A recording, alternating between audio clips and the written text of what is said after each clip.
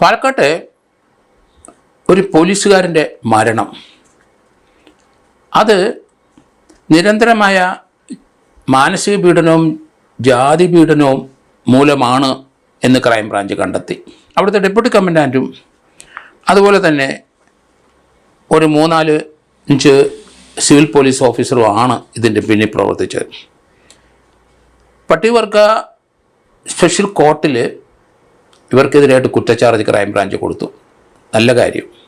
കാരണം ഒരു ജാതിപരമായ ഒരു ആക്ഷേപം അവിടെ NK കുമാർ എന്ന ഒരു സിവിൽ പോലീസ് ഓഫീസർക്കെതിരായി അവിടുത്തെ ഡെപ്യൂട്ടി കമാൻഡൻറ്റും അയാളുടെ സുരേന്ദ്രൻ എന്ന ഡെപ്യൂട്ടി കമാൻഡൻറ്റും മുഹമ്മദ് എന്ന CPOയും ഒരു ASI റഫീഖ്, പിന്നെ 3 CPO ശ്രീജിത്ത്, ജയേഷ്, വൈശാഖ്, പിന്നെ ഒരാൾ മഹേഷ്, ഇവർ 7-8 പേര് കൂടിയാണ് നിരന്തരമായിട്ട് ഈ ചെറുപ്പക്കാരനെ ജാതിപരമായും മാനസികമായും പീഡിപ്പിച്ചുകൊണ്ടിരുന്നത്. അയാളെ പീഡിപ്പിച്ചു, മാനസികമായിട്ടും പീഡിപ്പിച്ചു, ജാതിപരമായിട്ടും പീഡിപ്പിച്ചു. 8 പേർക്കെതിരായിട്ട് കേസ് രജിസ്റ്റർ ചെയ്തു. അത് അവസാനം ക്രൈംബ്രാഞ്ച് അന്വേഷിച്ചു. അതിനകത്ത് ഒരു CPO പ്രതാപൻ എന്ന് പറഞ്ഞ ആൾ ഈ അന്വേഷണ സമയത്ത് തന്നെ മരണപ്പെട്ടു പോയിട്ട് 7 പേർക്കെതിരായിട്ട് ഡെപ്യൂട്ടി കമാൻഡൻറ്റ് ഉൾപ്പെടെ സുരേന്ദ്രൻ എന്ന ഡെപ്യൂട്ടി കമാൻഡൻറ്റ് ഉൾപ്പെടെ 7 പേർക്കെതിരായിട്ടാണ് കുറ്റച്ചാർജ് കൊടുത്തിരിക്കുന്നത്.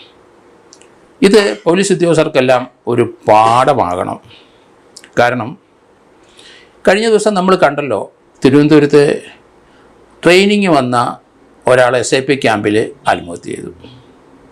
16-ാം തീയതി അയാൾ കൈ 2 മുറിച്ചു, കയ്യിലെ ഞരമ്പ് 2 കൈയിലെ ഞരമ്പ് മുറിച്ചു. അയാളൊരു ശുചിമുറിക്കകത്ത് കിടന്നു. ഹോസ്പിറ്റലിൽ കൊണ്ടുപോയി നടപടിയെടുത്ത് പോലീസ്, അവിടുത്തെ ഡെപ്യൂട്ടി കമാൻഡൻറ്റും മറ്റുള്ളവരും ഒക്കെ പെട്ടെന്ന് തന്നെ ഇയാളെ ഹോസ്പിറ്റലാക്കി, പേരുക്കട ഹോസ്പിറ്റലിൽ കൊണ്ടുപോയി അവിടെ ട്രീറ്റ് ചെയ്തു. അയാളെ ആ മരണവക്തത്തിൽ നിന്ന് രക്ഷിച്ചു. പക്ഷേ അതിനുശേഷം പിറ്റേ ദിവസം ഇയാൾ ബാരക്സിൽ തൂങ്ങുകയും ചെയ്തു. അവരുടെ ഭാഗത്ത് വൻ വീഴ്ച ഉണ്ടായെന്ന് ഞാനൊക്കെ അന്നു മുതലേ പറഞ്ഞു. കാരണം അയാളെ തീർച്ചയായിട്ടും അമ്മ അവിടെ വന്നു, സഹോദരൻ അവിടെ വന്നു, അവരുടെ കൂടെ പറഞ്ഞയക്കണമായിരുന്നു. അയാൾക്ക് മാനസികമായി വലിയ സംഘർഷമുണ്ടായ സമയമാണ്. അതൊരു സൈക്യാട്രിയുടെ അടുത്ത് കാണിച്ച് അയാളെ അതിൽ നിന്ന് മോചിപ്പിക്കാൻ ശ്രമിക്കുക, അല്ലാതെ അവിടെ ഇട്ട് മര്യാദ പഠിപ്പിക്കാൻ ശ്രമിച്ചതാണ് അവിടുത്തെ SIPയിലെ SP മുതൽ താഴെയുള്ളവർ. ഇങ്ങനെയൊരു സംഭവം ഉണ്ടായിക്കഴിഞ്ഞാൽ സൂപ്പർവൈസറി ഓഫീസർ കൃത്യമായിട്ട് സൈക്യാട്രിയുടെ അടുത്ത് കൊണ്ടുപോകണം. ഇല്ലെങ്കിൽ അയാൾക്ക് ആ ടെൻഷൻ കുറയ്ക്കാൻ വേണ്ടി വീട്ടിലോട്ട് കൊണ്ടുപോകണം. വീട്ടിൽ നിന്ന് അമ്മയും സഹോദരനും വന്നപ്പം ഇങ്ങേരുടെ ഫ്രീ ആയിട്ടിരുന്ന് സംസാരിക്കാൻ അവരനുവദിച്ചില്ല. അവരുടെ സാന്നിധ്യത്തിൽ മാത്രമാണ് സംസാരിക്കുന്നത്. അവരെപ്പറ്റി എന്തെങ്കിലും ആക്ഷേപം പറയുമോ ഇല്ലയോ എന്നാണ് പേടിച്ചിട്ടായിരിക്കാം. അങ്ങനെയാണോ ഒരു ഡിപ്പാർട്ട്മെൻറ്റിലെ ഉദ്യോഗസ്ഥന്മാർ കരുതേണ്ടത്? തീർച്ചയായിട്ടും അയാളെ ട്രീറ്റ്മെൻറ്റിന് വിധേയമാക്കണം. ഒരു കൈയിലെ ഞരമ്പല്ല മുറിച്ചത്, 2 കൈയിലെ ഞരമ്പാണ് മുറിച്ചത്. ആത്മഹത്യ ചെയ്യണമെന്നുള്ള ദൃഢനിശ്ചയത്തോട് തന്നെയല്ലേ അത് മുറിച്ചത്. അതിൽ നിന്ന് അയാൾ മോചിതനായില്ല. അയാൾ സന്തോഷവാനായിട്ട് പിടിച്ചു എന്നൊക്കെ അവർ പറയുന്നെങ്കിലും പിറ്റേ ദിവസം തന്നെ ബാരക്സിൽ ആൾ ആത്മഹത്യ ചെയ്തു. അയാളെ നോക്കാനായിട്ട് അവിടെ ഒരു സെൻട്രിയെ പോസ്റ്റ് ചെയ്തെന്നൊക്കെ പറയുന്നുണ്ട്. അതൊക്കെ രണ്ടാമതുണ്ടാക്കിയതാണോ എന്ന് എനിക്ക് സംശയമുണ്ട്. ഏതായാലും SP മുതൽ താഴോട്ട് ആ ഡെപ്യൂട്ടി കമാൻഡൻറ്റും അസിസ്റ്റൻറ്റ് കമാൻഡൻറ്റും ഇൻസ്പെക്ടർ വരെയുള്ളവരുടെ ഭാഗത്തുനിന്ന് വലിയ വീഴ്ചയാണോ? നമ്മൾ സംശയിച്ച പോലെ വീട്ടുകാർ അതേ ആക്ഷേപം പറയുകയും ചെയ്തിരിക്കുന്നു. അവർക്കൊരു ജീവൻ നഷ്ടപ്പെട്ടിരിക്കുന്ന കുടുംബത്തിലെ 2 ആൺപിള്ളേരിലെ ഇളയവൻ നഷ്ടപ്പെട്ടിരിക്കുന്നു.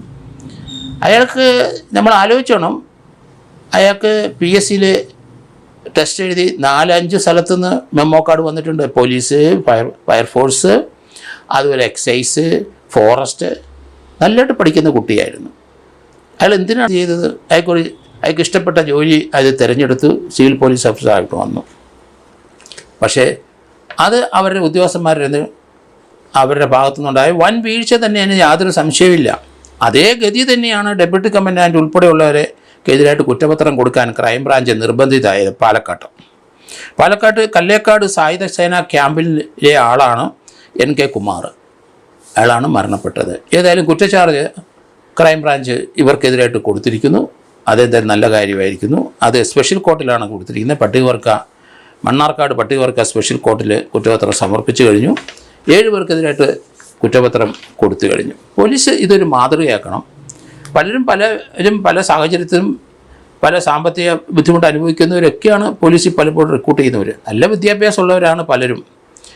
അവരുടെയൊക്കെ മാനസികമായിട്ട് അവിടെ പ്രയോഗിക്കുന്ന വാക്കുകൾ, അവർക്കെതിരായിട്ട് ട്രെയിനിങ് സമയത്ത് ചീത്ത വിളിക്കുക, തെറി വിളിക്കുക, അതൊക്കെ സീനിയർ ഉദ്യോഗസ്ഥന്മാർ ചിലരുടെ പതിവാണ്. അതൊന്നും അവരെക്കാട്ടിലും വിദ്യാഭ്യാസമുള്ള ഈ കുട്ടികൾക്ക് സഹിക്കാൻ കഴിയില്ല. അത് തന്നെയായിരിക്കണം എനിക്ക് തോന്നുന്നത് SIP ക്യാമ്പിൽ ആ ട്രെയിനി മരിക്കാനുണ്ടായ കാരണം. എന്തായാലും പോലീസ് ഉദ്യോഗസ്ഥന്മാരും ആംഡ് പോലീസ് ഉള്ളവർ പ്രത്യേകിച്ച് ശ്രദ്ധിക്കുക. നിങ്ങൾ ട്രെയിനിങ് കൊടുക്കുമ്പം ചിലപ്പോൾ നിങ്ങൾ ഉദ്ദേശിക്കുന്ന രീതിയിൽ ഒരു ട്രെയിനിങ് അവർക്ക്, അല്ലെങ്കിൽ അവരുടെ ഓട്ടവും ചാട്ടവും നടപ്പും അതൊക്കെ ചെയ്യാൻ പറ്റത്തില്ല. അവർക്ക് ഫിസിക്കലായിട്ട് ഫിറ്റ്നസ് കയറി വന്നെങ്കിൽ മാത്രമേ അത് ചെയ്യാൻ ഒക്കുള്ളൂ. അത് മനസ്സിലാക്കണം. എല്ലാവരും ഒരുപോലെ കാണരുത്. ആ പയ്യൻ ആത്മഹത്യ ചെയ്യാനുണ്ടായ കാരണം എന്താണെന്ന് അതൊരു അന്വേഷണം വേണ്ടി വരും, അതിന് കേസ് വേണ്ടി വരും. ഈ ഡെപ്യൂട്ടി കമാൻഡൻറ്റ് ഇവിടെ പാലക്കാട് ഇപ്പം അവരും 6-7 പേര് പ്രതിയായത് കണ്ടല്ലോ. അതേ അനുഭവം തന്നെ SIP ഉണ്ടാകുമെന്നാണ് ഞാൻ കരുതുന്നത്.